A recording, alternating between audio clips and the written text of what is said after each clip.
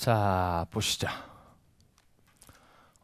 우리가 앞부분에 있어서 아까도 얘기했지만은 앞부분 4장 다음에 나오는 것들은 시험 문제에서 이렇게 많이 출제되는 파트는 아닙니다. 그래서 나중에 심화과정 때 설명드리고 그중에 이제 아까 소방 설비 부분이 두 문제가 출제되는 장이에요. 그래서 그건 기본 과정 때 설명드려야 되는데 그건 이제 법개정 때문에 심화과정 때 설명을 좀 드리도록 하겠습니다. 그래서 오늘 우리가 기본 과정의 마지막 장이 됩니다. 10장.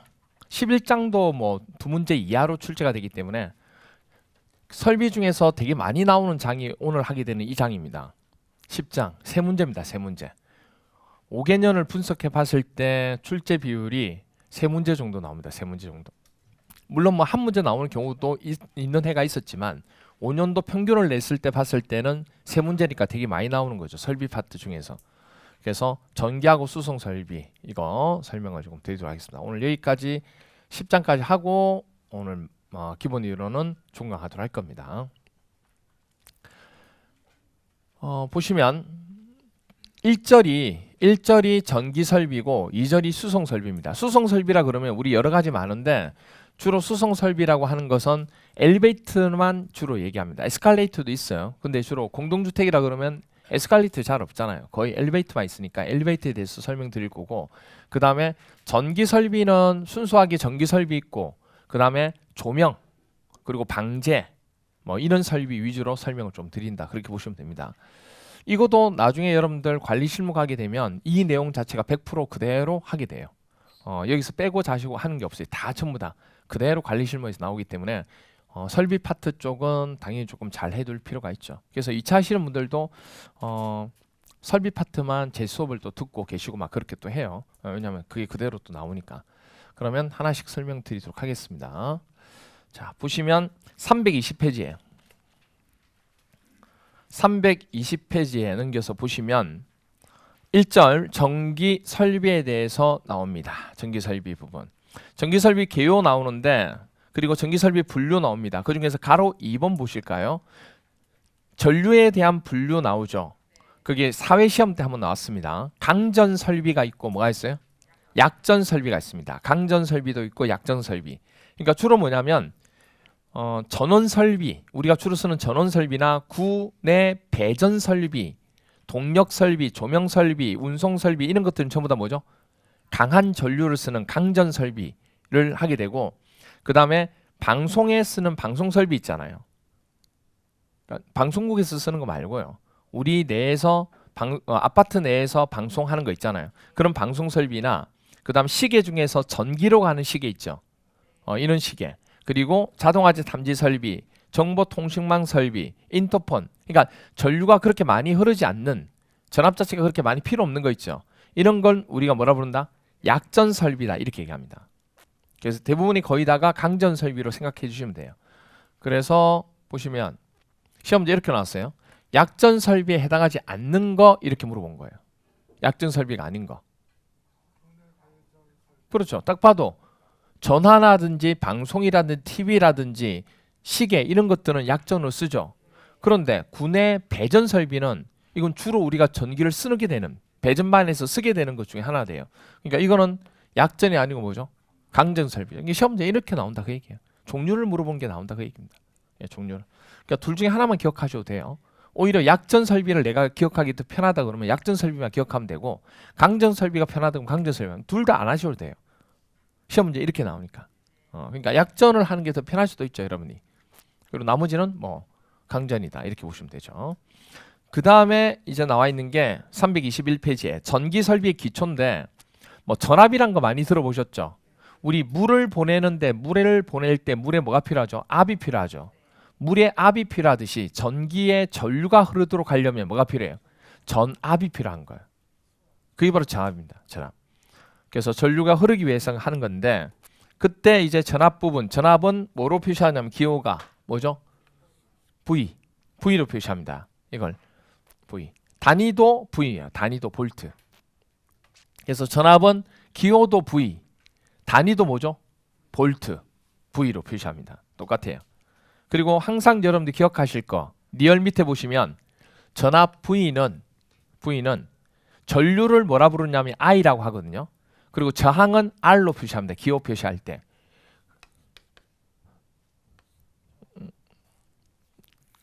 다 같이 쓰죠. 전압을 V라고 그러고 전압은 전류를 뭐죠? I로 표시하고 그 다음 저항을 R로 표시합니다. 저항을 R로 이렇게. 그래서 V는 뭐죠? IR. 뭐 이거는 뭐 전기에 있어서 뭐 가장 기본적인 내용 중 하나입니다. 전압은 전류하고 저항. 됐나요? 그러니까 전압이 클수록 전압을 크게 보냈다는 얘기는 전류가 많이 흐를 거고 전류가 그만큼 많이 흐르면 뭐도 커져요? 저항도 그만큼 커지는 거예요. 아시겠죠? 뭐 그런 거예요. 그런 거.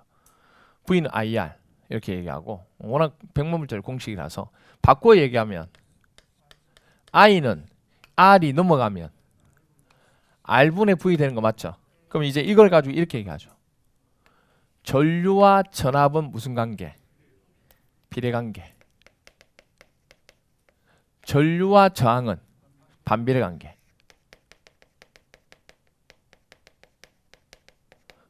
그러니까 말 그대로 뭐냐면 저항이 크면 클수록 전류가 많이 흐르지 못하는 거예요. 아시겠죠? 저항이 크면 클수록 전류가 많이 못 흐르는 거예요. 그런 개념이 기본적인 개념입니다. 그럼 예를 들어서 볼게요. 상식적으로 한번 보세요. 이게 관입니다. 이게 관이에요. 관에 힘을 주겠죠. 무슨 힘을? 전압을 주겠죠. 전압을 주면 뭐가 흘러요? 전류가 흘러요. 전류가 이렇게 흐릅니다. 그런데 못 가도록 누가 계속 방해를 해요? 저항이 방해한다 그 얘기예요. 그러면 예를 들어서 뭐냐면 저항을 뭐 하려고 하면요? 줄이려고 하면 어떻게 하면 될까요? 관 자체 가지고 얘기할 때 관의 굵기를 크게 하면 돼요. 관이 줄어들면 줄어들수록 저항은 커진다는 거 여러분 아시잖아요. 그러니까 뭐하고 수압하고 비슷하죠. 수압도 관이 줄이면 마찰이 커지고 막 그런 거 있잖아요. 똑같은 거예요. 그래서 관이 굵기가 크면 클수록 저항은 떨어지는 거고 그러니까 원래보다도 관의 굵기를 2배로 하면 저항은 2배로 떨어지겠죠. 그러니까 반으로 떨어진다고 하면 되겠죠. 그렇죠? 그렇게 반비례니까.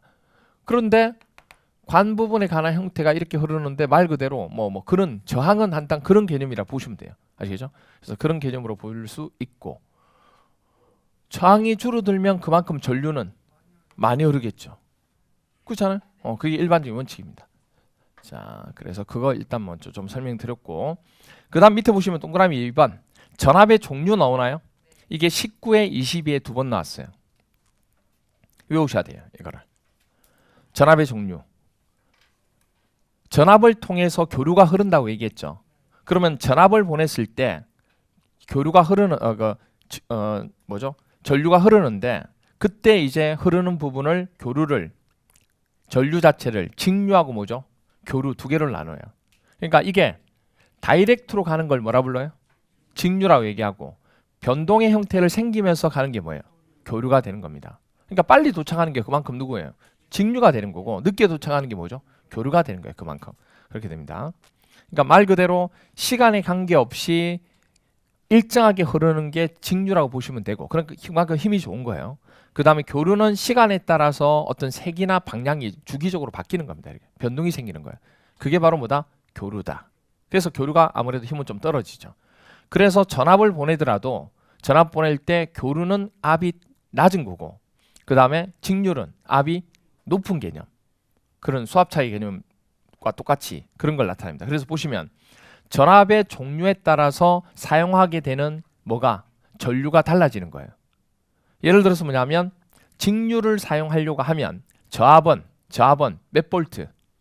1500볼트 이하를 얘기하는 거고 그 다음에 교류는요 1000볼트 이하라고 얘기합니다. 그리고 특별 고압이라고 하는 것은 둘 다 똑같아요. 직류든 교류든 얼마 이상? 7000볼트 초과한 걸 얘기합니다. 그러니까 뭘 외우셔야 되냐면 저압과 특별 고압을 외우시든지 아니면 고압만 외우셔도 돼요. 됐나요? 왜냐하면 고압은 저압과 특별고압 사이에 있으니까. 시험 문제 이 자체를 물어보는 거예요. 그래서 전압 자체를 구분할 때 교류에 대한 저압의 기준이 어떻게 되고 직류에 대한 저압의 기준이 어떻게 되는지 또는 고압의 기준이 어떻게 되는지 특별고압의 기준이 어떻게 되는지 그렇게 물어보는 거예요. 이거 자체 수치를 외우셔야 되는 거예요. 그렇죠? 그래서 어떤 게 편해요? 에듀윌 유료 회원만의 명품 자료 서비스.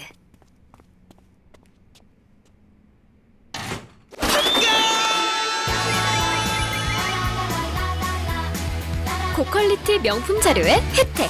오직 에듀윌 유료 회원에게만. 에듀윌. 고압 하나만 외우는 게 편해요? 저압을 외우는 게 편해요? 그럼 저압을 외우면 특별고압도 같이 외우셔야 돼요. 아시겠죠? 그렇게만 외우시면 되고 어차피 고압 부분에 관한 형태만 외우시면 하나만 외우시면 되는 거고. 근데 아마 외우기 편한 거는 저압 외우고 특별고압은 7,000으로 똑같다는 것만 기억하면 되니까. 그래서 고압은 그 사이값. 그래서 직류는 저압이 1500V 이하입니다. 교류는 1000V 이하. 됐죠? 이렇게 기억하면 돼요. 됐나요? 그러면 이하면 그 다음 나오는 건 초가죠. 초가면 그 전은 뭐죠? 이하죠. 그렇게만 기억하면 된다고요. 그렇죠? 외우셔야 돼요. 그래 문제를 풀 수 있습니다. 자, 여기 보세요. 이제 뭐 내일이면 이제 크리스마스고 그래요. 그럼 보통 크리스마스 때 집에서 뭐 영화도 보고 그렇지 않아요? 밖에 나가서 영화 보나? 하여튼 뭐 그렇게 하잖아요. 그럼 집에서 이렇게 가족들끼리 모여가지고 뭐 음식도 먹고 뭐 그렇게 하죠. 그럼 보통 많이 시켜 먹지 않아요? 그럼 제일 많이 시켜 먹는 게 뭐예요? 치킨 많이 시켜 먹죠. 피자도 많이 시켜 먹고. 치킨은 어디 게 제일 괜찮아요? 교촌이 괜찮아요? 요즘 프라닭도 있죠. 프라닭도 있고 뭐. 근데 교촌이 그 직이죠. 교촌이 직이지 않아요?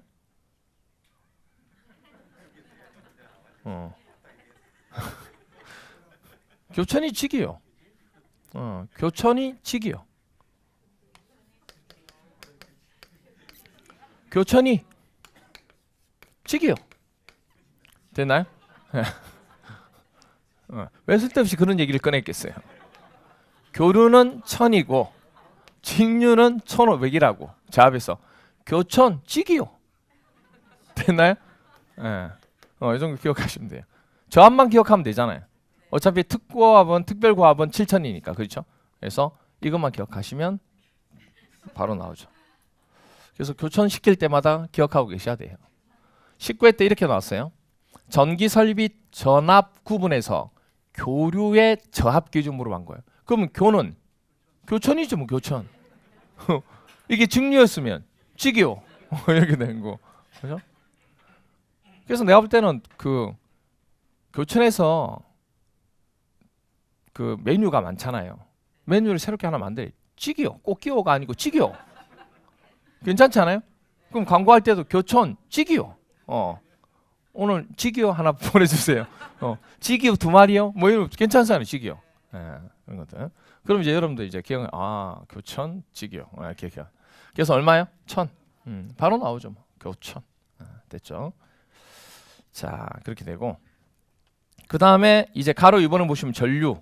전류는 뭐가 된다고요? I로 표시하고 단위는 뭘로 표시해요? 암페어, A로 표시합니다. 뭐 15암페어 이런 식으로. 암페어로 표시해요. 암페어, A로 표시합니다. 그리고 아까 직류 교류 얘기했잖아요. 시간에 관계없이 세기와 방향이 일정한 게 직류.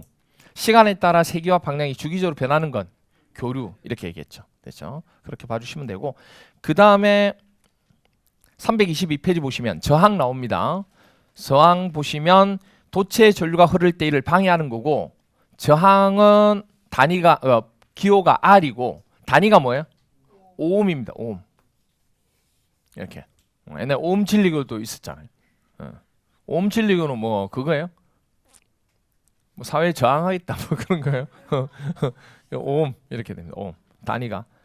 그다음에 동그라미 2번 저항의 크기 나오는데 저항의 크기 기억. 전선의 저항은 전선의 굵기에 뭐하죠? 아까 얘기했잖아요. 전선의 굵기가 굵으면 저항은 줄어들고 전선의 굵기가 얇으면 커지니까 반비례 맞죠? 굵기에 반비례하고 또 길이는 어때요? 길이가 길어지면 저항은 더 많이 생기는 거죠. 길이가 짧아지면 그만큼만 생기는 게 줄어드는 거 상대적으로. 그래서 길이에는 뭐 한다? 비례하고 굵기에는 반비례한다. 그게 20회 때 한번 나왔어요. 그리고 동그라미 니은 합성 저항을 구하는 방법입니다. 이건 21회 때 계산 문제로 나왔어요. 합성 저항을 구하는 방법인데 그 제가 식을 하나 적어놨죠. 거기에다가 보시면 직렬 접속일 때 직렬이 뭔지 아시죠, 여러분들? 이렇게 연결하는 게 뭐예요? 직렬이고 그 다음에 이렇게 연결하는 게 뭐예요? 이게 병렬이에요. 됐죠? 나란히 하는 게 바로 직렬. 위아래로 병렬 형태로 묶어놓은 게 뭐죠? 묶음이 바로 병렬 이렇게 돼요. 그러면 저항을 구하게 될 때, 저항을 구할 때 직렬 접속일 때와 병렬 접속일 때 두 가지가 있는데 직렬 접속은 너무 간단해요. 여기서 R1이 있고 R2가 있고 R3가 있고 R4가 있다는 얘기예요. 그럼 뭐 하면 돼요? 다 더하면 되고요. 10, 20, 30, 40 다 더하면 돼요. 그냥. 되게 간단해요. 병렬이 어려운 거지. 직렬 가지고 고민할 게 없어요. 시험 문제에서는 직렬 가지고는 잘 안 내요. 왜? 더하면 되니까 그냥. 그죠? 그래서 예를 들어서 이런 경우 있잖아요.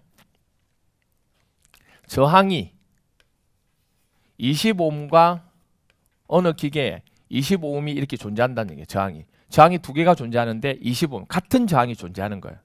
그럼 직렬로 구하면 두 개 더하면 되니까 40 뭐다? 5옴이다. 이렇게 얘기하는 거예요. 그럼 병렬일 때 어떻게 구하냐 그 얘기예요. 보시면 병렬은 두 가지가 있어요. A가 뭐냐면 저항값이 뭐 할 때 동일할 때는 어떻게 하냐면 그 동일한 값 있죠. 값에다가 개수만 나눠주면 돼요. 됐나요? 같으면 그 같은 값에다가 뭐 하면 된다고요? 개수만 나눠주면 돼요. 그럼 이것에 대해서 병렬을 구하세요 하고 시험 문제 나왔다는 얘기예요. 그럼 두 개 같잖아 이게. 저항이 같은 거니까 20에다가 개수 2 나누면 돼. 그럼 얼마야? 10이 된 거. 두 개가 이렇게 나란히가 아니고 위아래에 있으니까 이게 10 이렇게 되는 거예요. 간단하죠? 예. 근데 중요한 게 뭐예요? 다를 때 시험은 다행히도 같은 거가 나왔어요. 저항이 동일할 때. 어차피 우리가 전기기사 시험이 아니니까 그렇게 복잡하게는 안 나와요 이게. 전기기사는 되게 복잡해요 여러분들. 자격증 중에서 그 주택관리사 이런 거 말고 보통 기사 자격증 있잖아요. 기사 자격증 중에서 제일 까다로운 자격증이 바로 뭐냐면 전기기사입니다. 전기기사 제일 까다로워요. 전기기사는 합격하기가 쉽지 않아요. 거의 수학입니다. 미분 적분. 그래서 수학이 자신 없는 분들은 전기기사 따기가 쉽지 않아요. 좀 어려워요 진짜. 그래서 처음부터 딸 때는 기능사부터 따시는 것도 괜찮아요. 난이도 차이. 기능사는 조금 약간 쉽고요. 그 다음에 산업기사라는 게 있어요. 산업기사가 기사 밑에 있는 산업기사도 난이도가 좀 낮아요. 전기기사는 난이도가 높고 그 차이예요. 그래서 조금 어렵습니다. 근데 주택관리사에서 말 그대로 뭐 전기과장이나 이렇게 하려고 하면 전기기사를 가지고 계시면 좋죠. 소장이 전기기사를 가지고 있어도 좋긴 좋아요. 뭐 근데 굳이 뭐 필요 없긴 한데 뭐 가지고 있으면 좋죠. 여러분들 나중에 주택관리사를 따고 그 다음에 이제 따야 될 자격증 한다 그러면 보통 보면 전기 부분 많이 하고 소방이나 이런 것들은 기본적인 거고 그거는 교육만 받고 하면 이제 할 수 있는 거기 때문에 그거는 크게 문제가 없고요. 기본적으로 전기는 필요하죠. 전기 부분은. 소방전기 말고 그냥 일반 전기기사 있어요. 전기도 분류가 되게 많은데 그래서 전기 부분 가지고 있으면 근데 좀 어려워요 따기가. 그래서 가능하시면 나중에 시간 되실 때 하시면 돼요. 거의 설비 때 배우는 내용들 그런 것들이 많이 나와요. 그 다음에 또 많이 요새 하는 게 있습니다. 또 많이 하는 게 뭐냐? 건설안전. 건설안전 부분도 되게 많이 해요. 요새 부분. 그래서 그것도 되게 많이 하기 때문에 그것도 요새 최근에 있어서 반드시 있어야지만 요새 법이 바뀌면서 건설안전 부분에 자격증을 가진 사람을 의무적으로 하도록 돼 있거든요. 그럼 그만큼의 수당이 나오니까 그것도 근데 건설안전은 쉬워요.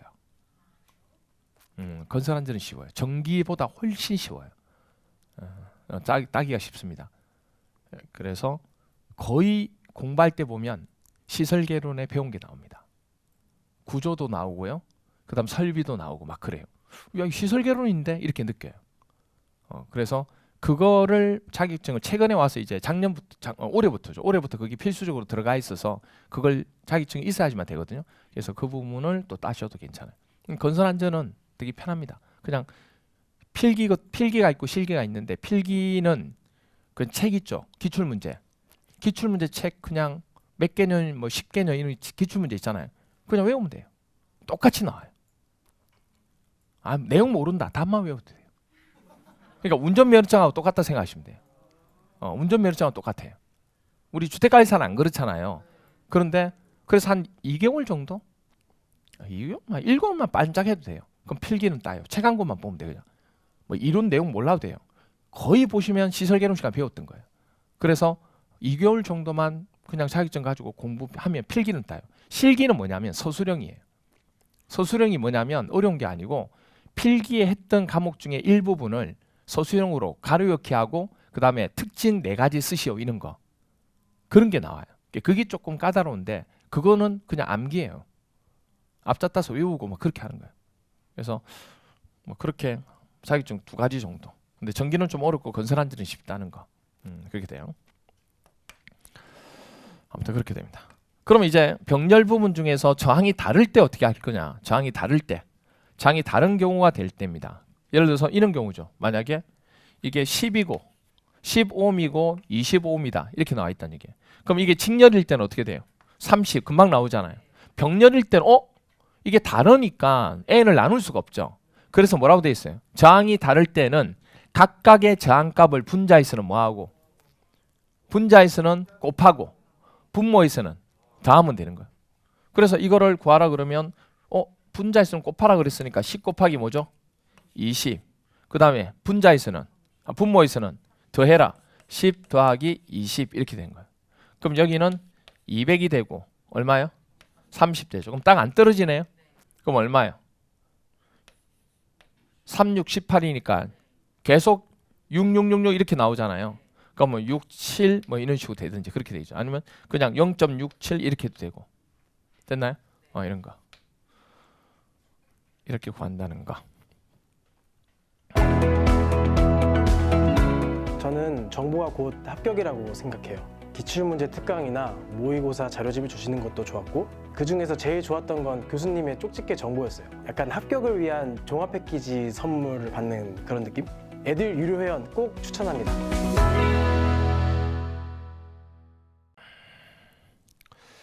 그래서 식 자체가 그렇게 주어져 있는 겁니다. 그 다음에 보시면 동그라미 3번에 옴의 법칙이라는 게 나옵니다. 옴의 법칙. 기억 보시면 21일 때 나왔어요. 도체 내의 두 점 간에 흐르는 전류는 아까 얘기했죠. 전류는 전압에 뭐하고 비례하고 저항에는 반비례한다. 그렇게 얘기했죠. 그 얘기입니다. 아까 얘기했던 거예요. 그 다음에 323페이지 보시면 오른쪽 보시면 역률 나오나요? 이 역률이 4회, 9회, 20, 21, 22 되게 많이 나왔어요. 4회부터 시작해서 9회, 20회, 21회, 9회 때 나오고 안 나오다가 20회 때, 21회 때, 22회 때 이렇게 나왔어요. 역률이란 것은 이렇게 생각하시면 돼요. 기계의 효율. 효율적이다 이런 얘기 들어보셨죠? 효율입니다. 그러니까 뭐냐면 내가 가지고 있는 능력에서 그걸 다 발휘하면 효율이 몇 프로예요? 100%지만 내가 가지고 있는 데서 80%밖에 일을 못했어요. 그러면 효율은 80%다. 그렇게 된 거예요. 그럼 효율이 좋을수록 일을 뭐 해도 돼요? 적게 해도 되는 거예요. 어떤 기계 장치에 대해서 얘기할 때는. 이게 전기도 마찬가지예요. 한전에서 전력을 주죠. 전력을 주면 그 전력을 내가 다 쓸 수도 있지만 쓰지 못하고 버리는 전기도 있어요, 없어요? 있죠. 왜냐하면 쓰지 않는 제품들도 있으니까. 겨울에 쓰고 여름에 쓰고 하는 게 따로 있잖아요. 그러니까 전기를 공급해서 받으면 내가 실제로 쓰는 유효 전력도 있지만 쓰지 못하는 전력도 있다는 얘기예요. 그러면 유효 전력이 많을수록 효율은, 즉 역률은 커지는 거예요. 그러니까 역률이 효율이라고 생각하면 된다는 얘기예요. 그래서 보니까 역률이라고 해서 박스 식이 나오죠. 무슨 전력에다가 유효 전력에다가 뭘 나눈 거예요? 피상전력이 뭐냐면 유효 전력에다가 쓰지 못하는 무효 전력을 합친 거. 유효와 무효를 합친 걸 뭐라 불러요? 피상전력이라 하는 거예요. 그러니까 전체 전력이 되는 거지. 그래서 만약에 이렇게 된 겁니다. 100이라는 전력을 주게 되면 그걸 내가 실제로 유효 전력 부분에 관한 형태에서 이만큼을 100을 다 쓰면 쓰지 못하는까지 합친 게 100이었잖아 아까. 그렇죠? 여기 100이 아니고 이거 효율, 역률. 그래서 전체 전력이 100이었는데 내가 쓰는 게 얼마예요? 100이에요. 이럴 경우는 불가능해요. 있을 수가 없는 건데 그렇게 되면 역률이 얼마 돼요? 1이 되는 거예요. 즉 100%. 그럼 이렇게는 될 수 있어요? 이게 전체잖아요. 피상전력, 유효와 무효를 합친 거. 이게 100인데 이게 120이 되는 경우 있어요? 말이 안 되죠 이게. 이건 말이 안 되는 거죠. 무슨 말인지 아시죠? 내가 가진 게 100인데 120 되는 것은 말이 안 되는 거야. 준 게 100인데. 그래서 이렇게 될 수는 없어요. 그러니까 최대 역률이 제일 큰 건 얼마예요? 1이에요. 1. 1보다 클 수 없다고요. 역률은. 그러면 1에 가까울수록 역률이 높은 거예요? 낮은 거예요? 높은 거고 1에서부터 멀어질수록 값이 작을수록 뭐가 되는 거예요? 역률은 안 좋은 거죠. 떨어지는 거죠. 그럼 역률이란 게 일종의 효율이라고 얘기했잖아요. 그러면 전력을 줬을 때 그만큼 쓸 수 있는 부분과 쓰지 못하는 부분이 있는데 많이 쓰면 좋죠 뭐. 그렇죠? 그래서 그런 걸 나타낸 거다 그 얘기입니다. 이렇게 보시면 돼요. 그래서 동그라미 2번 보시면 역률은 1보다 작거나 뭐하다? 같다. 제일 큰 값이 1이란 얘기예요. 됐죠? 그 다음에 동그라미 5번 역률은 뭐 할수록 좋다? 효율이 높을수록 좋은 거죠. 그런 것처럼 역률도 높을수록 좋은 겁니다. 그러면 6번 역률이 떨어지는 곳이 있다 그러면 그 역률을 개선해야 돼? 안 해야 돼요? 해야 돼요. 왜냐면 100을 줬는데 뭐 적당한 어떤 선에서 쓰는 건 좋은데 이게 너무 떨어지니까 10밖에 못 쓰는 거예요. 그럼 90원 버리는 거잖아요. 그럼 개선해야 돼? 안 개선해요? 개선해야죠. 기계상의 문제가 있다는 얘기예요. 이거는. 그래서 역률을 개선하기 위해서 각 기계마다 콘덴스라는 게 있어요. 이런 장치입니다. 이 콘덴스가 뭐냐면 역률을 개선하는 장치. 역률 개선하는 장치를 뭐라 불러요? 콘덴스라고 얘기합니다. 콘덴스. 옛날에 형광등 같은 거 기억나시는 분은 형광등이 불을 켜잖아요. 바로 와야 되는데 형광등이 어떻게 돼요?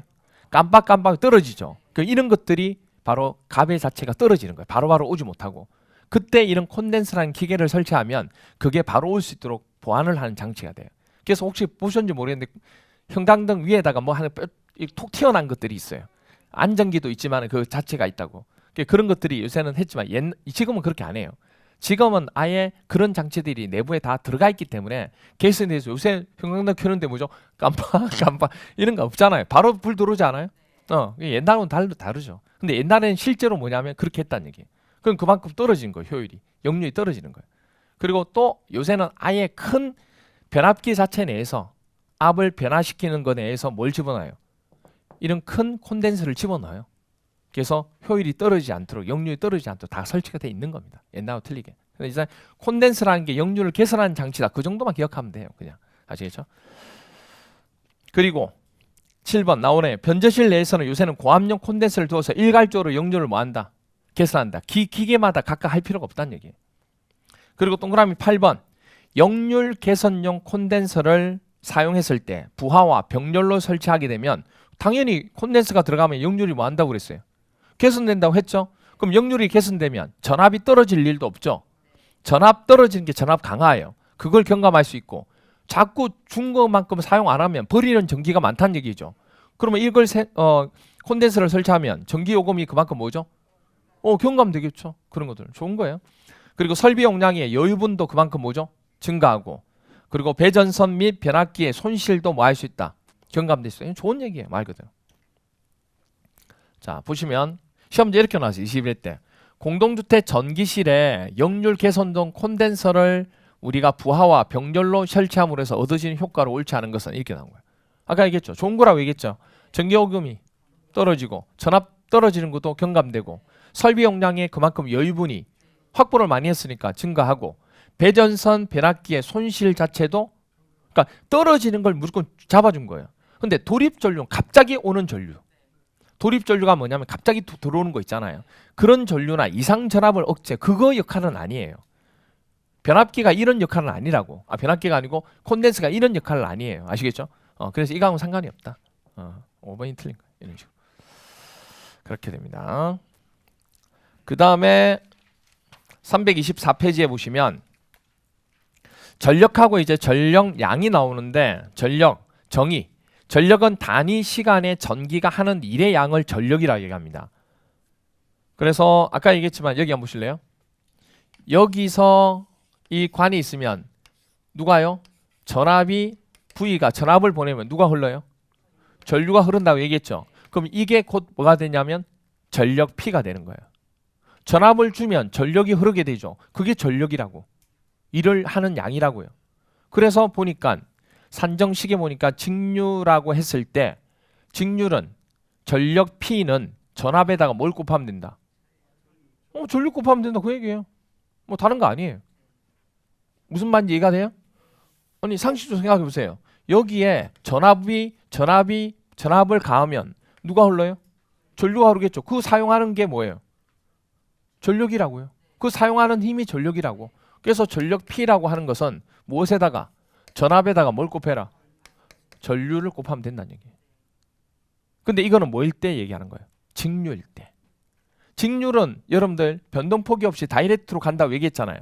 근데 교류는 어때요? 이게 직접 가지 못하고 떨어지는 값이 있다고 얘기했잖아요. 그럼 그건 개설하기 위해서 뭐 설치해야 돼요? 콘덴서 설치해야 되죠. 그러면 콘덴서 설치한다는 건 역류를 고려해야 된다는 안 된다는 얘기예요.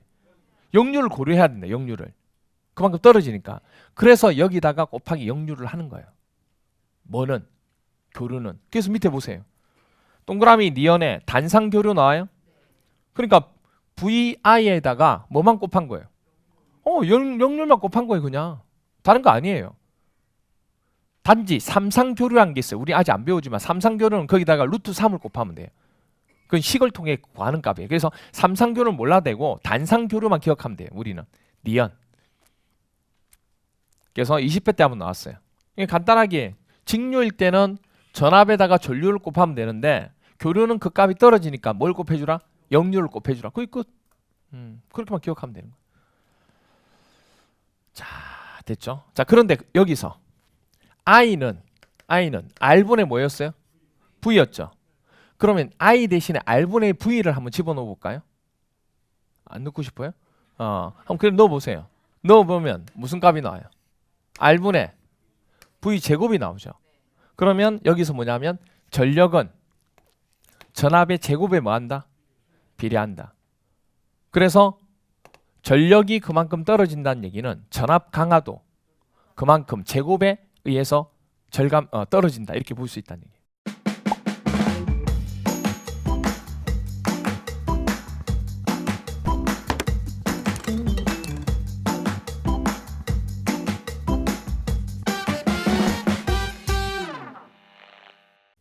전력 얘기를 할 때. 그래서 그 얘기가 어디 나오냐면 동그라미 3번에 나와요. 3번에. 그 3번을 설명하려고 그 얘기인 거예요. 전압 강화율과 전력 손실인데 그때 동그라미 니은 배선 중에 전력의 손실은요. 곧 뭐로 나타낸다? 전압이 떨어진 것과 똑같다는 얘기예요. 근데 그 전압 떨어지는 것이 무엇에? 제곱에. 왜 제곱이 나왔냐면 이거. 여기서 나온 거예요. 이 식에서. 됐나요? 전력이 떨어진 건 그냥 떨어지는 게 아니고 전압의 제곱만큼의 값만큼 떨어지는 거예요. 오히려 더. 됐나요? 제곱의 전압 부분의 제곱만큼 떨어진다. 그 얘기입니다. 그러면 전력 손실을 뭐 하려고 하면 적게 하기 위해서는 뭘 줄이면 돼요? 전압 강화를 줄이면 되는 거 맞죠? 똑같은 얘기예요. 그게. 그래서 동그라미 티거에 보면 전압 강화율이 전력 손실과 거의 같다는 얘기예요. 전력이 손실된다는 건 전압이 떨어진다는 건 전력이 그만큼 손실되는 거예요. 그래서 우리가 보통 건물에서 뭐가 떨어지지 않도록 전압이 떨어지지 않도록 전기 설비를 해야 돼요. 그래야지만 전력이 떨어지지 않는 거예요. 전압 조절을 되게 잘 해야 돼요. 이게 배선의 상태에 따라서 이 전압에 대한 상태가 떨어질 수도 있고 안 떨어질. 왜? 전압이란 것은 이 전압은 위하고 아래의 차거든요. 어떻게 보면 수압차가 되는 것처럼 그런 개념이에요. 그래서 이제 그 얘기를 하는 겁니다. 자, 그럼 볼까요? 여기 보세요. 20회 때 이렇게 나왔어요. 전기 설비에 관한 설명으로 옳지 않은 것은 1번. 전선의 저항은요. 저항은 길이가 길어질수록 뭐하죠? 커집니다. 그러니까 잘 생각해 보시면 문제가 보시면 그냥 외우는 거는 일부를 외우는 건데 그 외울 때 개념을 기억하셔야 돼요. 그러니까 여러분들이 효자손이나 이거 암기장 뒤에 암기장 있잖아요. 부록에. 그 부록에 있는 암기장을 공부를 하실 때 수시로 보고 하실 때 그냥 하시면 안 돼요. 그냥 읽는 게 아니고 그냥 빈칸을 채우는 게 아니고 뭐 하셔야 돼요? 읽으면서 제발 생각을 하셔야 돼요. 시간이 조금 걸리더라도. 그 연습을 하셔야 돼요. 아시겠어요? 그걸 하셔야 정말 내 것이 되는 거예요. 그냥 무턱대고 그냥 뭐 보면서 구멍을 채우는 게 문제가 아니고요. 그 문장을 읽으면서 생각을 하면서 아 그렇지 그렇지 그렇게 연습을 처음 할 때는 그렇게 공부를 해 놓으셔야 돼요. 그래야 나머지는 그 다음부터는 그게 머릿속에 각일이 되면 몇 번만 하면 각이 되거든요. 그럼 그 다음부터는 그냥 무의식적으로 그게 그냥 답이 채워져도 상관이 없어요. 근데 처음부터 그냥 구멍을 채우는데 급급하다 보면 그 문장 자체 개념을 이해하기 힘들어요. 전선의 저항은 전선 길이가 길수록 뭐 한다고요? 커진다고요. 그러면 저항은 전선의 단면적 있죠. 단면적. 단면적이 뭐예요? 일종의 전선의 굵기죠. 굵기. 그러면 굵기가 크면 클수록 저항은 커진다. 작아져야죠. 그렇죠? 그러면 비례가 아니고 반비례가 돼요. 그렇게 찾는 거예요. 단상교류 나왔네요. 교류. 교류의 전력은 전압에다가 전류 곱하면 돼요. 원래 직류는 그랬어요. 그런데 교류니까 뭘 곱해야 돼요? 역률로 곱해야 된다. 됐나요? 개념을 이해하면 공식이 그냥 외워지는 거예요. 그 다음 역률은 유효전력을 분자죠. 뭐로? 피상전력이 유효와 무효를 합친 거예요. 그걸 뭐 한 거예요? 나눈 값이에요. 역률을 계산하기 위해서 뭘 써요? 콘덴서를 쓰는 거예요. 됐나요? 네, 이럽니다. 뭐 콘덴싱 보일러도 있죠. 자, 이렇게 됩니다. 그리고 밑에 주파수. 가로 6번에 주파수입니다. 주파수. 동그라미 1번. 주파수는 교류가 1초간의 반복한 주기의 수로 다니는 헤르츠 아시죠? 그래서 여러분 방송국 부분 할 때 라디오 방송국 할 때 헤르츠 주파수를 찾는 거예요. 여러분이 주파수를 맞춰야 방송이 들리지 주파수가 안 맞으면 방송이 들려요 안 들려요? 아니 그 주파수 때를 가지고 얘기하는 거예요. 그래서 그렇게 되고 2번 우리나라에서는 60Hz의 주파수가 표준으로 채용되고 있다. 그리고 동그라미 3번이 21회 때 나왔어요. 그러면 한 사이클 하나의 주기는 주파수가 만약에 60Hz라고 하면 아까 제가 뭐 얘기했냐 주파수는 교류가 1초간에 반복되는 주기라고 했던 거 기억나시죠? 주파수란 것 자체가 교류가 1초간에 반복되는 주기를 나타내는 거예요. 그럼 만약에 우리나라의 평균적인 주파수는 60Hz라고 했는데 그걸 초 단위로 나타내면 어떻게 되냐 그 얘기예요. 역수가 되는 거예요. 뭐당이었으니까 초당이었으니까 1초간이었으니까 그러니까 60분의 1초로 나타낸다 그 얘기예요. 됐나요? 그거 하나 기억해 주시면 돼요. 그렇게 되고 그 다음에 325페이지 오른쪽 보시면 용어 정리 나오나요? 용어 정리 1번부터 7번까지는 나온 게 없고 326페이지 보세요. 동그라미 8번 23회 때 나왔어요. 분산형 전원이 시험 문제 나왔습니다. 23회 때 처음 나왔어요. 분산형 딱 느낌이 오죠? 뭐 한다는 얘기예요? 분산시킨다는 얘기예요. 분산시킨다는 얘기예요. 그래서 보니까 중앙급전 전원과 구분되는 것으로 전력 소비 지역 부근에 뭐해서? 그렇죠. 전력 소비가 되게 많은 곳 있잖아요. 그런 쪽에 부근에다가 분산해서 배치 가능한 전원을 분산형 전원이라고 그러니까 이게 반대로 얘기하면 한 곳에 집중되는 게 있어요 없어요? 그게 중앙급전이 되는 거예요. 무슨 말이가 돼요? 한 곳에서 집중을 해서 하게 되는 것은 중앙급전 전원이라 하고 그렇게 하지 않고 그냥 나눠서 하겠다는 얘기예요. 한 군데에서 하지 않고 나누어 설치하겠다는 얘기예요. 그렇게 하는 것이 바로 뭐다? 분산형 전원입니다. 그래서 주로 뭐냐면 신재생 에너지 발전 설비나 전기 저장 장치 등을 보통 포함해서 얘기한다. 이렇게 됩니다. 그리고 밑에 9번은 아직 출제가 안 됐고 10번도 안 났고 11번 보세요. 23위 때 나왔습니다. 인버터 방식이라는 게 나와요. 인버터. 우리 인버터 어디서 한번 들어본 거 그렇지 않아요? 뭐 할 때요? 한번 제가 언급하고 넘어갔어요. 펌프 할 때.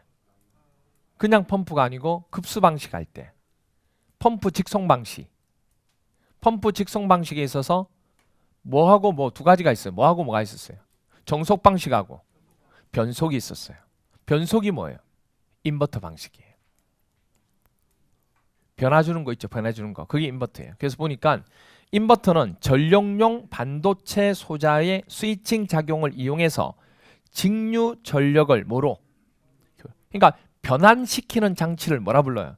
인버터 방식이라는 거예요. 인버터라는 게 그런 거예요. 바꾸는 거. 바꾸는 거 있죠. 변하는 거. 그걸 인버터라고 얘기해요. 그 다음에 12, 13 안 나왔고 14번이 23회 때 나왔습니다. 단순 병렬 운전.